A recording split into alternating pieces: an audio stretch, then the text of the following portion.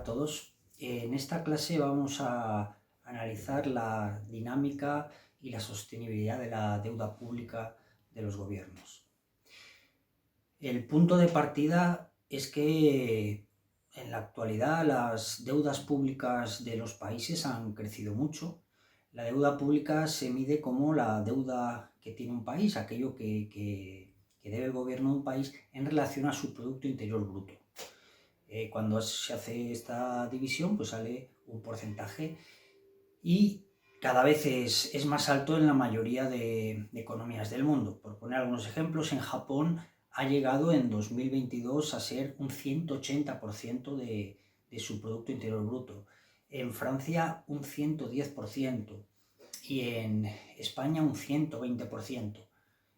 Podemos ver en un gráfico cómo la deuda pública sobre el PIB, esa relación ha estado aumentando en España en las últimas décadas. Esto es un primer hecho. Y el segundo hecho que está relacionado es que los tipos de interés al que piden los gobiernos prestado es muy bajo. En términos históricos es muy bajo y ha estado reduciéndose en los últimos 50 años. Juntando estos dos hechos, vamos a analizar cuál es la dinámica de la sostenibilidad de esas deudas públicas a lo largo del tiempo. Entonces, hay dos posibles escenarios. En un posible escenario es que el tipo de interés real al que se pide prestado sea mayor que la tasa de crecimiento de la economía. La tasa de crecimiento como una indicación del ritmo al que crece el PIB de un país cada año. Cuando el tipo de interés es mayor que el ritmo de crecimiento de la economía, estamos en una situación en la que la dinámica de la deuda puede representarse por una sencilla ecuación que nos dice que la deuda pública entre el PIB, es lo que llamamos D, es igual a 1 más R, siendo R el tipo de interés al que se pide prestado, dividido por 1 más G, siendo G el ritmo de crecimiento de la economía, multiplicado por D menos 1, la deuda pública que había el año anterior, y restando S. Ese S es el déficit o superávit primario de una economía. Es el déficit o superávit que tiene un país sin contar los intereses de la deuda.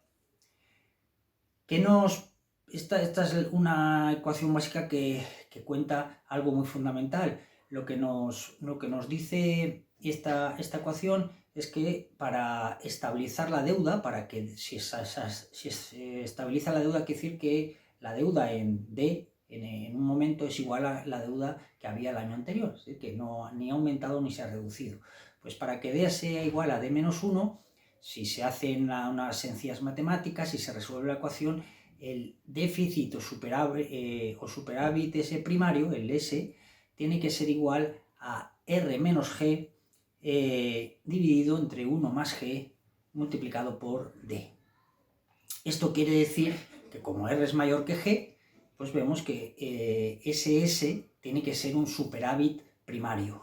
Es decir, que cuando R es mayor que G, que el crecimiento de una economía, para que la deuda pública se estabilice y no vaya creciendo años a año, por lo menos que no crezca, hace falta que el país tenga un superávit primario. Si tuviera un déficit primario, si ese país gastara más de lo que ingresa, pues esa deuda iría creciendo a lo largo del tiempo. Esa es la principal conclusión.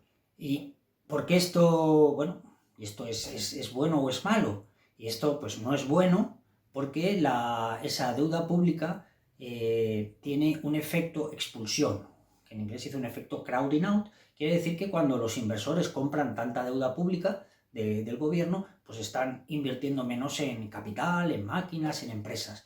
Luego, a largo plazo, esa economía va a tener un menor ritmo de inversión, un menor ritmo de crecimiento, por lo tanto el PIB será menor en años posteriores.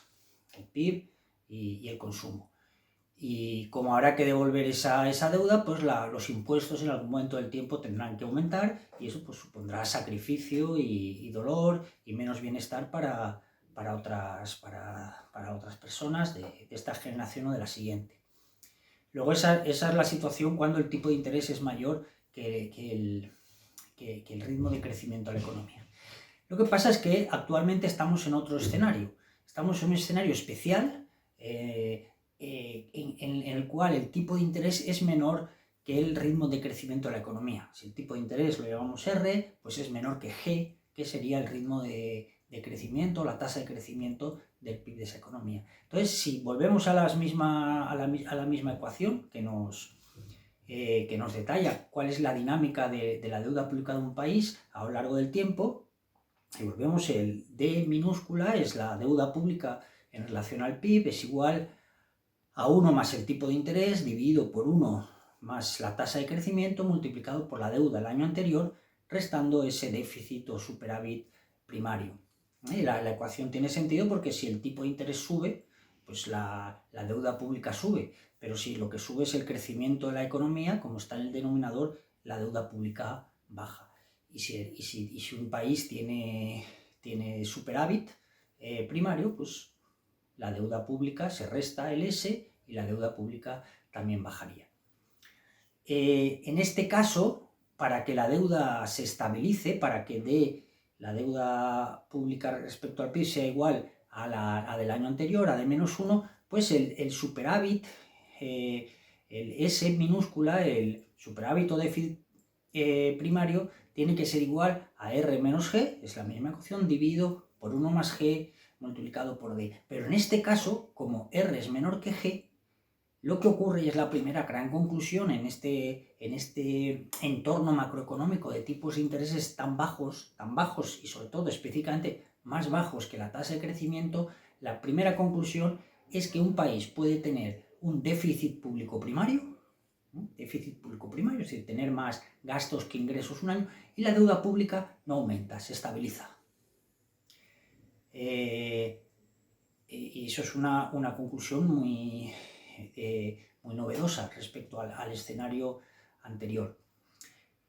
Incluso, por poner un ejemplo, si un país tiene una deuda pública, el D es igual al 100%, la deuda pública alta, y el tipo de interés real es 0 y la tasa de crecimiento es 2, R menos G sería -2, pues ese país puede tener un déficit primario del -2% y su deuda pública no aumenta, seguiría siendo del 100%.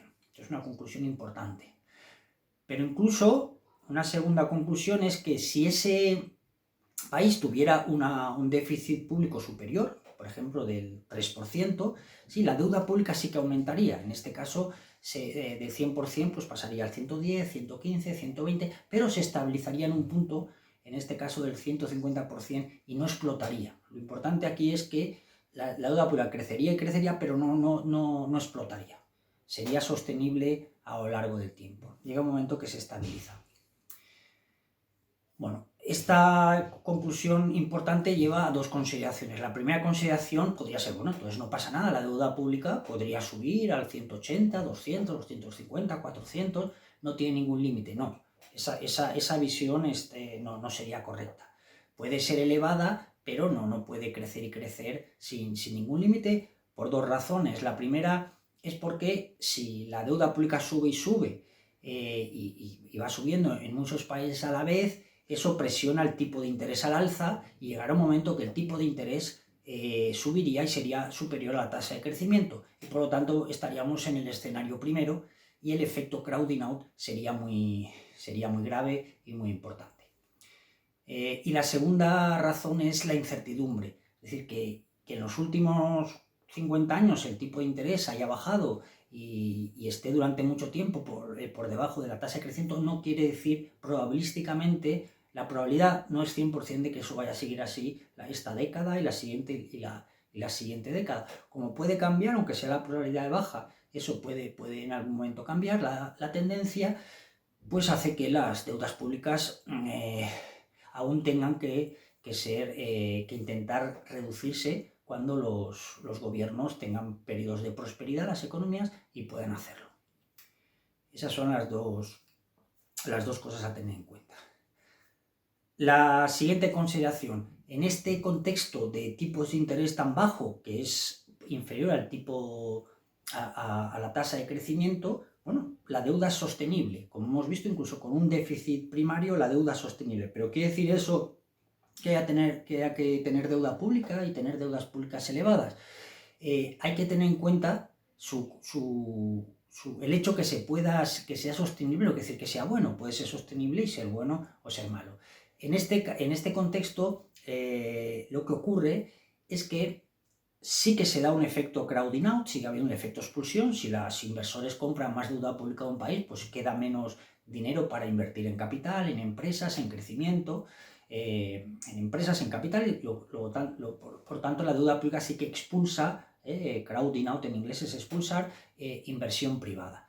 Muy bien, pero hay una posibilidad teórica, que las economías, cuando el tipo de interés esté por debajo de la tasa de crecimiento, te estén señalando, lo que te esté señalando de forma profunda es que esa economía tiene demasiado capital, que tiene demasiadas inversiones.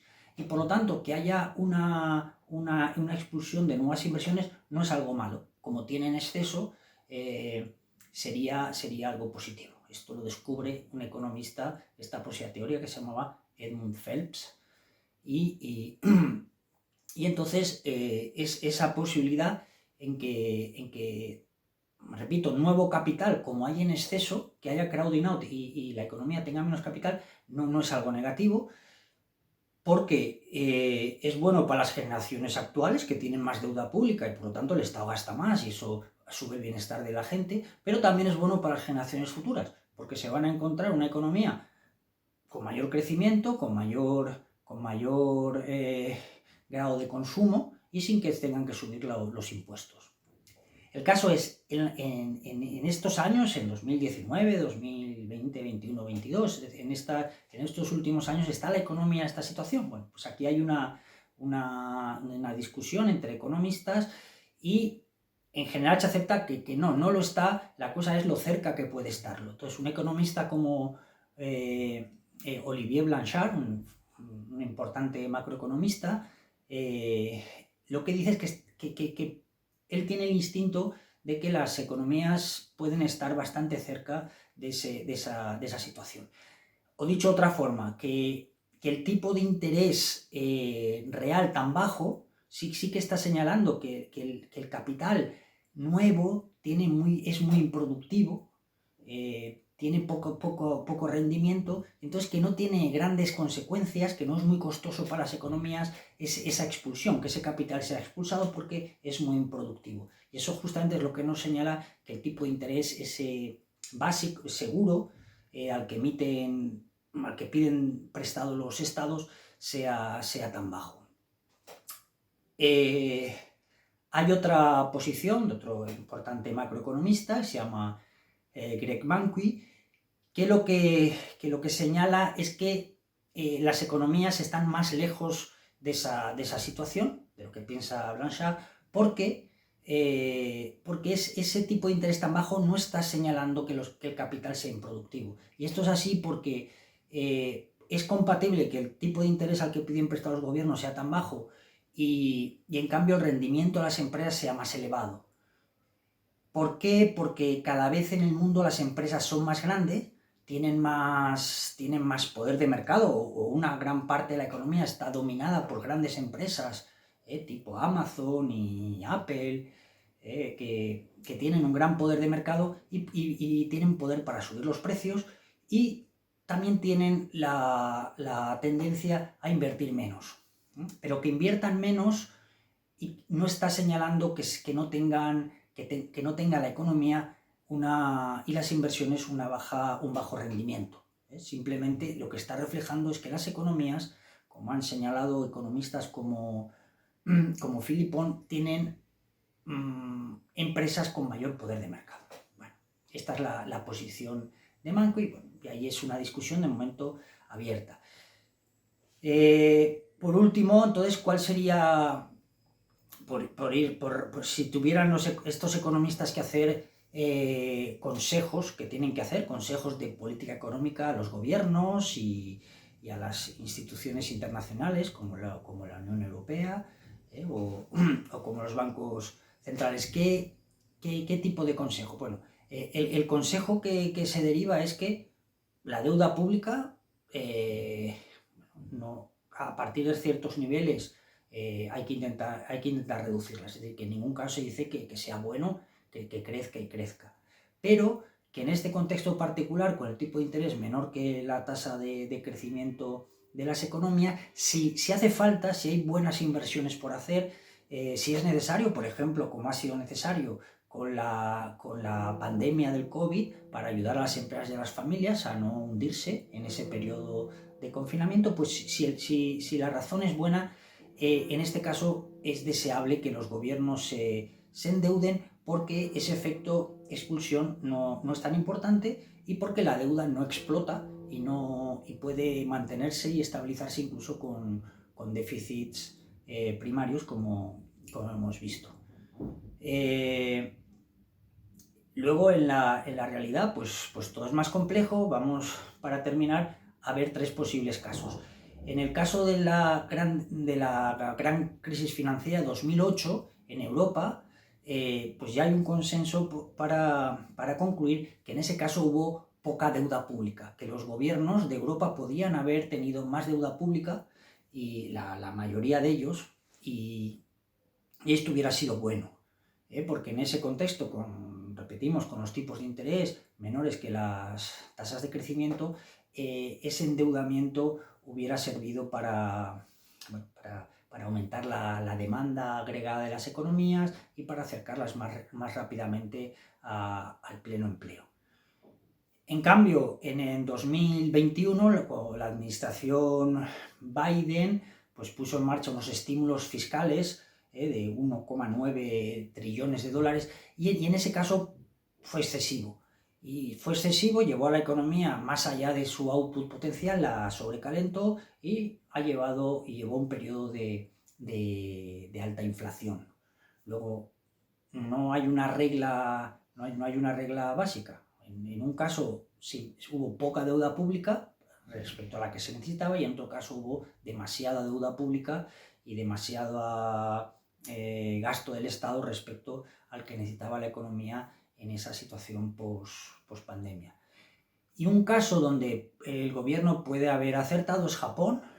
Japón, que ha tenido en las últimas décadas un problema de demanda insuficiente, y la economía estaba como atrapada en esa situación, y la deuda pública creciente del gobierno, pues de momento ha servido para que la economía japonesa esté al menos en una mejor situación relativa a la que estaría sin deuda pública, y de momento los inversores confían en que esa deuda pública se va a devolver. La deuda pública japonesa va creciendo y creciendo, y los inversores siguen prestando dinero a Japón, piensan que eso es sostenible a largo plazo, y las ecuaciones que hemos visto del contexto en que el tipo de interés es menor que a la tasa de crecimiento, pues confirman que pueden ser sostenibles, aún con esos dos asteriscos, esos dos riesgos que hemos visto detrás.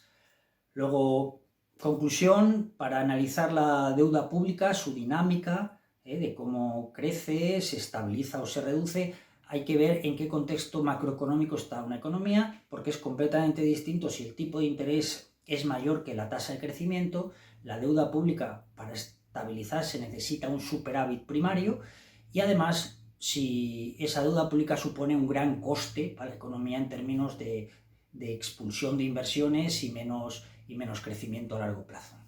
En cambio, en un contexto en el que el tipo de interés es menor que la tasa de crecimiento, es completamente distinta las conclusiones.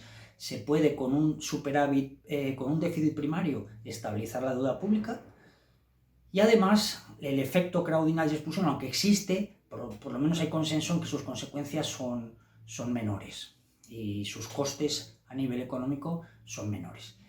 Y por último, pues el mensaje es difícil, no es un mensaje que se pueda encapsular en una sola idea. La deuda pública no tiene por qué ser buena o mala en general. En contextos en que se necesita ese gasto público puede ser buena y sacar a la economía de situaciones de dificultades. y en otros contextos pues puede ser excesiva y puede ser que ahí los gobiernos estén comportándose de forma irresponsable y aumentando la deuda pública cuando tendrían que empezar a disminuirla. Bueno, y con esto ideas básicas sobre la dinámica de la sostenibilidad de la deuda pública de los países. Hasta la próxima clase.